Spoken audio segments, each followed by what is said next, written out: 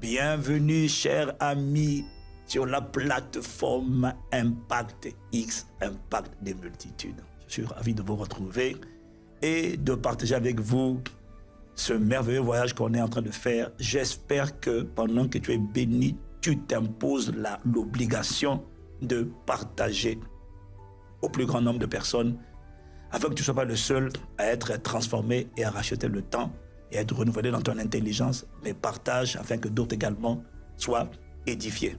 Amen. Donc, on continue notre voyage. Maintenant, tu vois, on est maintenant proche de ton éclat. On est proche du sommet. On est proche du palais. Ah oui, on a fait tout le travail là. Si tu prends et tu pratiques tout ce qu'on a dit jusque-là, et tu laisses Dieu te travailler, tu réussis la préparation, tu réussis à te battre contre ta chair, contre le monde, contre l'amour du monde, contre les forteresses pour devenir un homme selon le cœur de Dieu. Tu ne tolères plus l'amertume, la jalousie, tu ne désires que la conformité à lui.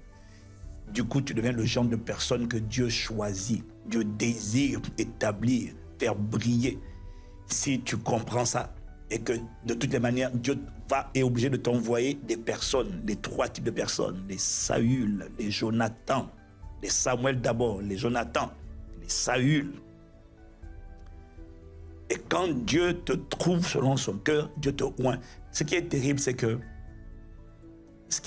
que dans nos églises, dans notre génération, les gens sont oints. Ils ont reçu le Saint-Esprit, puisqu'ils parlent en langue. Il y en a qui tombent. Tu vas tomber combien de fois? Tu es déjà oint. D'ailleurs, je vais encore prier une nouvelle onction. Tu es déjà ça, c'est déjà là. Le Saint-Esprit est déjà venu sur toi. Jésus a dit, vous recevrez une puissance du Saint-Esprit. Maintenant, ce qu'il te faut, c'est pas qu'on continue de t'imposer les mains. C'est pas ça.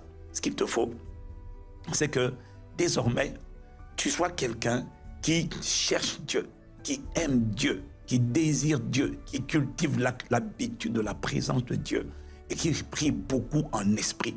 C'est ça qui va faire en sorte que la puissance qui est en toi, les grâces qui sont en toi, commencent maintenant à émerger.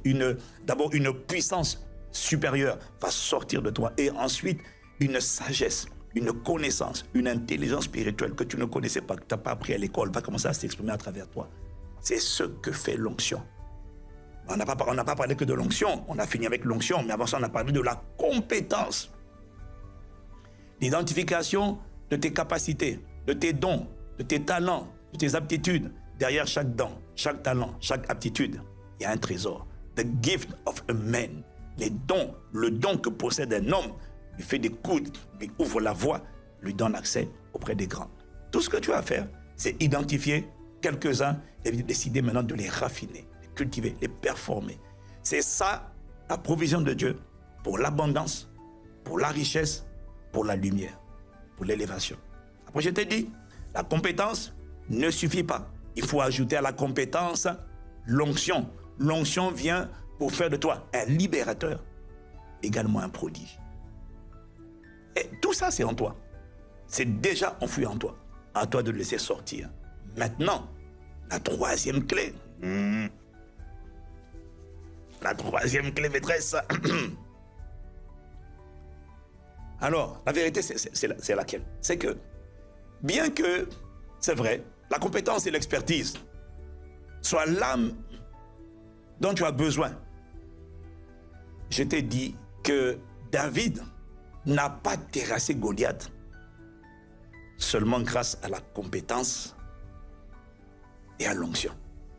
Mais ce qui a propulsé David au palais, c'est la performance. Est-ce que tu penses plutôt que David était le seul à savoir utiliser une fronde à cette époque? Est-ce que tu penses que David était le seul à savoir manier une épée? Certainement pas. Mais bien aimé, beaucoup de soldats de Saül auraient pu défier Goliath. S'il ne s'agissait que de savoir manier une épée, beaucoup auraient pu défier Goliath. Alors c'est vrai, David était oint, mais Saül aussi était oint, mais il n'a pas terrassé Goliath. Et peut-être qu'il y avait d'autres personnes aussi qui étaient ointes. Et de toutes les manières de notre génération, il y a beaucoup de gens qui sont oints. Ok, donc quel est mon point? David n'était pas seulement oint. David n'était pas seulement un vaillant guerrier. Saül avait d'autres guerriers dans son armée. Donc David était oint, David était compétent, mais remarquez que ça ne l'a jamais emmené au palais. C'est pas ça qui a emmené David à être élevé au rang de général de division. Mais alors la question est, qu'est-ce qui a conduit David, qu'est-ce qui a emmené Saül plutôt à faire rentrer David dans son armée, l'introduire dans le palais, au sommet, parmi l'élite, parmi les généraux, parmi les conseillers spéciaux? Qu'est-ce qui a fait la différence? C'est pas la compétence, c'est pas l'onction seulement, c'est la performance. La troisième clé maîtresse. David a été promu après avoir terrassé le Goliath qui injuriait et qui frustrait le roi Saül. David n'a pas terrassé son Goliath personnel. Non, les amis, chacun d'entre nous a un Goliath dans sa vie. Goliath,